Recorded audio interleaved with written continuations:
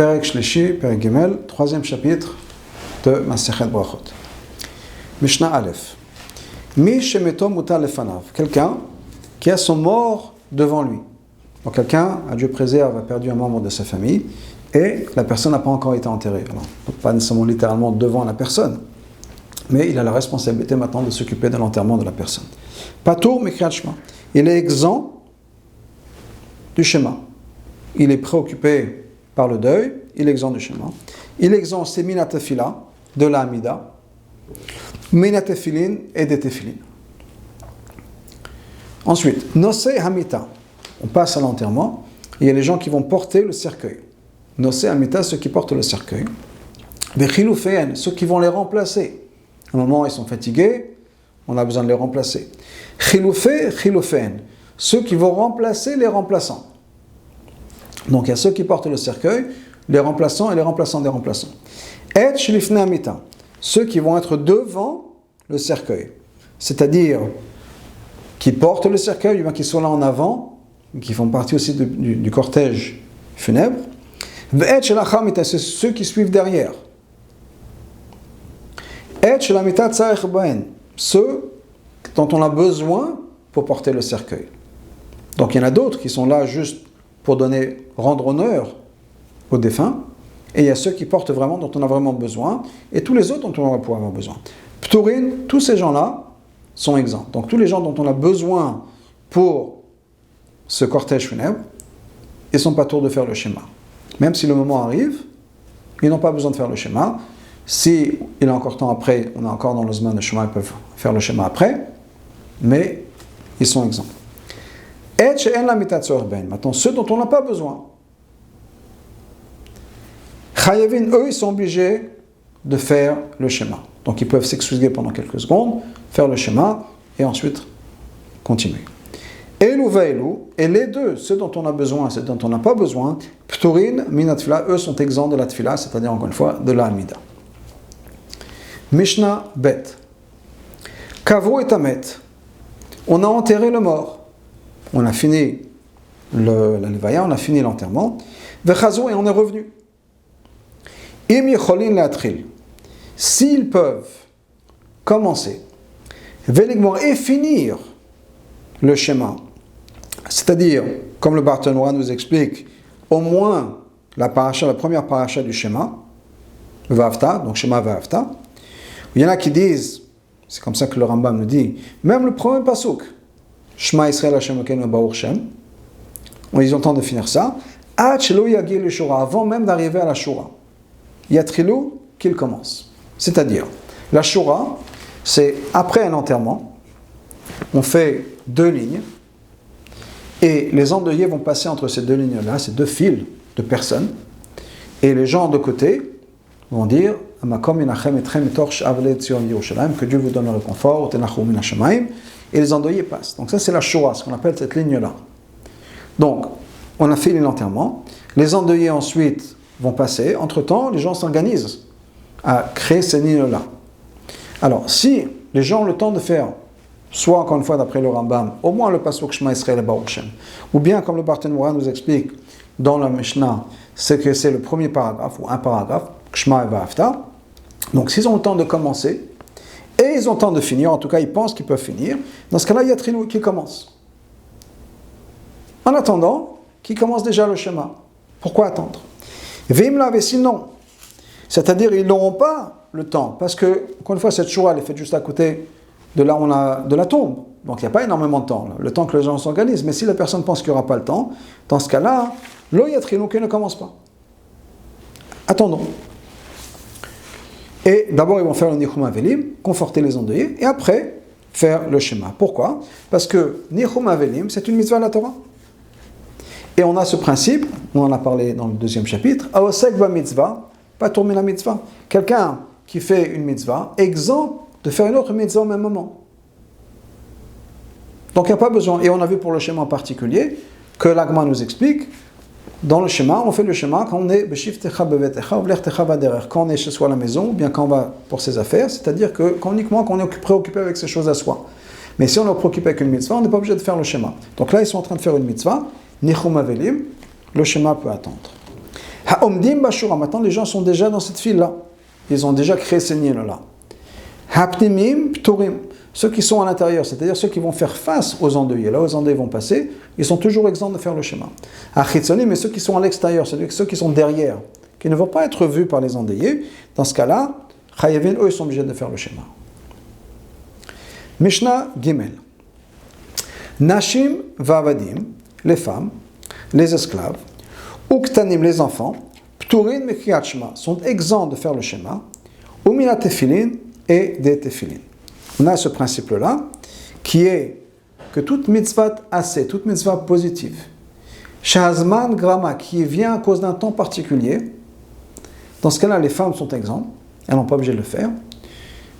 Les esclaves, on parle d'un esclave juif, mais qui maintenant travaille pour quelqu'un d'autre, Eved Ivri, Ama Ivriya, eux aussi sont exempts des mitzvot qui ont un temps particulier, et bien sûr les enfants. Donc eux, tout ça, ils sont p'turin, ils ne sont pas tours de Kriyat Shema et des Tefillin. Pourquoi? Parce que les Kriyat Shema et les Tefillin ont un moment particulier.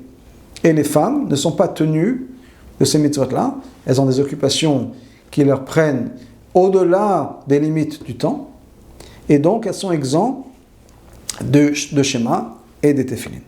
Le schéma, encore une fois, un temps particulier, il faut faire le schéma quand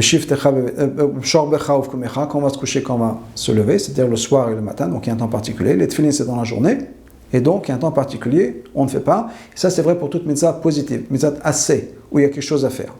Tout ce qui concerne les interdits, bien sûr, sont applicables à tout le monde. Même s'il y a certaines mitzvot qui ont un temps particulier à faire, ça ne veut pas dire qu'on a le droit de transgresser. Au-delà de ça, des fois, il y a certaines mitzvot assez que les femmes sont obligées de faire aussi. Je donne un exemple pour Shabbat. Shabbat, il y a une mitzvot assez. Zachor et Yom HaShabbat. Il faut se rappeler de Shabbat. Ce qui veut dire le kiddush, entre autres. Après, il y a garder Shabbat, qui veut dire ne pas transgresser Shabbat, ne pas faire les travaux interdits. C'est de l'ota assez. L'ota assez comme malacha. Aucun travail ne doit être fait. Même si Shabbat a un temps particulier, c'est le 7e jour, c'est pas n'importe quand, mais étant donné qu'il y a des mitzvahs l'ota assez, il y a des interdits, les femmes sont obligées de respecter Shabbat aussi. Au-delà de ça, étant donné que les femmes sont obligées de respecter le Shabbat, de garder les interdits, elles deviennent maintenant aussi obligées de respecter le mitzvah assez, la mitzvah positive, qui est de respecter, de se rappeler de Shabbat, qui est le kiddush. Les femmes sont aussi obligées de faire le kiddush de Shabbat. Donc, pour revenir à notre Mishnah, donc les femmes, les serviteurs et les enfants n'ont pas besoin de faire le schéma ni d'être fini. Par contre, chayavin bat tefila, elles sont obligées de faire la tefila. Ba mezouza, d'avoir une mezouza sur la porte. Birkat Hamazon, et faire Birkat Hamazon. Alors, la tefila, c'est l'amidat, on prie à Dieu. Ça n'a pas un temps particulier, même si les sages ont donné un temps particulier à la mitzvah, la tefila de shacharit, de mincha, de harvit, il y a des temps particuliers. Mais le concept de tefila, c'est tous les jours. Se tourner vers Hachem quand on a besoin de quelque chose, c'est une mitzvah positive. Et donc, d'après beaucoup d'opinions, au moins une fois par jour, elles sont obligées de faire une amida. Parce que c'est une mitzvah de prier chaque jour. Comme le rabbin nous dit, mitzvah tassé et palel b'chol yom, c'est une mitzvah tassé de prier tous les jours. Donc il n'y a pas un temps particulier. Et donc les femmes sont aussi obligées de faire ne serait-ce qu'une seule amida par jour pour prier. Et les enfants, bien sûr, pour le din de chinour. Et les serviteurs juifs, encore une fois, même si eux sont exempts des mitzvot qui ont un temps particulier, mais de prier au moins une fois par jour, ils sont obligés de le faire. La mezouza, bien sûr, n'a pas un temps particulier, là où on habite. Et Birkat Hamazon, il n'y a pas non plus un temps particulier. Quand on mange, on fait Birkat Hamazon. Et c'est une mitzvah tassée, c'est une mitzvah positive de la Torah de faire le Birkat Hamazon. Baal Keri, quelqu'un qui est un Baal Keri. Baal Keri, c'est quelqu'un qui a eu une émission de semences, et il y a eu un din qui a été mis en place par Ezra, une takana de Ezra, qui est de ne pas dire de mots de Torah jusqu'à le moment où on a été au mikvé, donc le Baal Keri. Donc quelqu'un qui a eu cette émission de semences, soit par des rapports intimes, soit par un écoulement qui s'est fait tout seul, normalement est censé aller au mikvé. Avant d'aller au mikvé, il n'a pas le droit de prononcer des mots de Torah. Ça, c'est ce qu'on appelle la takana de Ezra. Ezra, de Ezra Nechemia, la personne qui a guidé la montée vers le deuxième temple, la montée en Israël après l'histoire de Purim, quand ils sont rentrés en Israël après la Galout de Bavel, ils sont rentrés en Israël, ils ont reconstruit le deuxième temple. ça a été dirigé par Ezra et Nehemia, eh bien Ezra fait une takana qu'un Baal Keri, quelqu'un qui a eu cette émission de semence, ne peut pas lire la Torah ou prier avant qu'il était au mikvé. C'est un takana qui n'a pas été accepté par tout le monde, donc la halakha n'est pas qu'on est obligé de le faire, même si c'est bien. C'est pour ça qu'il y a des hommes qui vont au mikvé fréquemment, soit liés à takanat Ezra, on est censé, ou même au-delà, il y en a qui vont tous les jours, pour rajouter dans la Kedusha, parce qu'il y a un lien dans le mikvé souvent.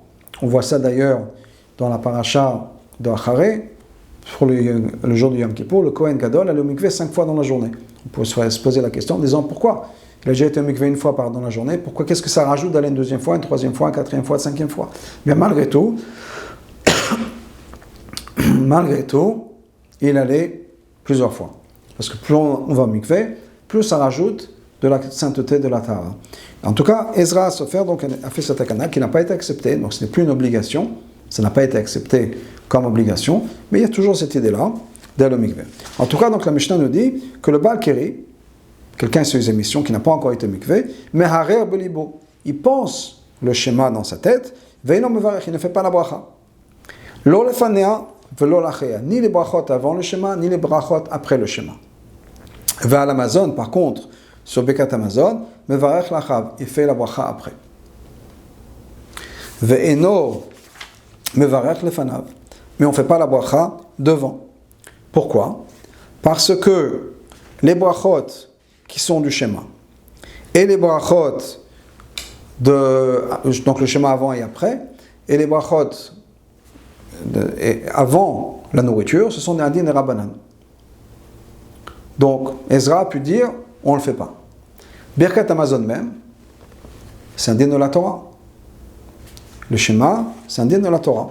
Et donc, on ne peut pas dire ne pas le faire du tout. Donc, Birkat Amazon, on le fait. Et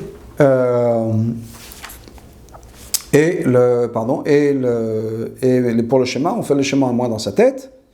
Et au moins avec ça. Rabbi Yehuda dit, mais varech lifnei molachem. Rabbi Yehuda nous dit, on fait les bénédictions avant et après le schéma et la nourriture. Donc on fait les deux. Mishnah Hey. Haya omed batfila. Il est au milieu de l'amida. Shmona Esrei. Veniskar shu Baal Keri. Il se rappelle, il vient de réaliser qu'il est Baal Keri. Et donc, il n'est plus censé prier avant d'aller au mikvé. Lo yafsik. La Mishnah dit, on ne s'interrompt pas. On peut pas s'arrêter au milieu de l'amida. Et là, Yekatser, ce qu'il fait, c'est qu'il résume. C'est-à-dire qu'au lieu de faire toute la bracha, il fait un résumé de la bracha. Il raccourcit cette fila. Yara l'idvol. Maintenant, on parle de quelqu'un d'autre, quelqu'un qui est Baal Keri. Et donc, il va aller au mikvé. Yara l'idvol, il n'est pas descendu pour aller se tremper au mikvé. Im yachol la'alot, s'il peut monter, c'est-à-dire sortir du mikvé, au lieu de kassoter, se couvrir, s'habiller, velikrot et lire, ad shelo tanetz achama, avant les premiers rayons du soleil, avant netz achama, ya'ale, qu'il monte, vite cassé qu'il se couvre, il craque qu'il fasse le schéma, qu'il lise le schéma. Donc, le moment du schéma, le moment idéal du schéma, c'est netz achama, les premiers rayons de soleil. Ça, c'est le moment idéal de faire le schéma. On peut, si on n'a pas fait à ce moment-là, le faire jusqu'à Zman Krachma, sauf Zman Krachma, qui est 3 heures plus tard. Mais le moment idéal, c'est vraiment le Netz Hachama, le moment, les premiers rayons de soleil. Donc, ce que la Mishnah nous dit, c'est que s'il a le temps de sortir du mikvé, de se rhabiller avant Netz Hachama, ben qu'il fasse ça. Qu'il sorte du mikvé, qu'il s'habille, et il pourra faire le schéma au moment de Netz Hachama. Ve'imla, maintenant, s'il ne pourra pas, il ne pourra pas sortir du mikvé, s'habiller, etc., être prêt, jusqu'à Netz Hachama, qu'est-ce qu'il fait? Yid Kaseh Bamaim, qu'il se couvre dans l'eau. Veikra, et qu'il lise dans l'eau, dans le mikvé. Qu'il fasse shema dans le mikvé. Alors bien sûr, il faut avoir quelque chose sur la tête, mais on peut se couvrir avec l'eau. C'est pour ça, entre autres, que les femmes font la bracha dans le mikvé pour le mikvé, même si on n'est pas habillé, parce qu'on est couvert par l'eau. Aval lo Yid Kaseh, mais on ne peut pas se couvrir l'eau Bamaim Araim, ni avec des mauvaises eaux, des eaux qui sentent pas bon. Ni dans les eaux dans lesquelles on a trempé le lin par exemple, et c'est aussi de l'eau qui sent pas bon. Donc si on est dans l'eau qui sent pas bon, on ne peut pas faire ça. On peut se tremper dans une piscine, si on peut dire, pas pour le mikvé, je veux dire, si on est dans la piscine et que la même situation arrive, en théorie on peut être couvert par l'eau de la piscine, mais il faut que ce soit l'eau qui ne sente pas mauvais. Donc ces eaux-là, on ne pourra pas faire le schéma. Achiyati, le tocham jusqu'à qui rajoute de l'eau et que ça ne sent plus mauvais. Mais si ça ne sent pas bon, on ne peut pas faire le schéma. Combien est-ce qu'il faut prendre de distance entre de l'eau qui ne sent pas bon et nous, si on va faire le schéma, donc une mauvaise odeur, ou minatsoa, bien des excréments. S'il y a des excréments et que ça ne sent pas bon, on ne peut pas faire le schéma à côté. Donc quelle est la distance? Arba amot, 4 coudées. C'est la distance à avoir de ça, parce que c'est pas bon. Mishnah Vav. Zav Shera'a Keri.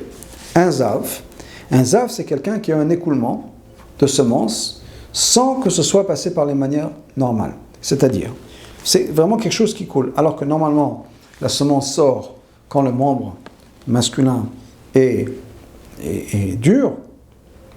Et à ce moment-là, il y aura ce plaisir qui va sortir, ce plaisir qu'il va avoir, qui va faire que la semence va sortir. Un zav, c'est quelqu'un dont le membre donc masculin est flaccide, il n'y a pas d'érection, et la semence qui coule comme ça, c'est pas quelque chose de naturel. Donc c'est quelqu'un qui a un zav. Et un zav est tamé.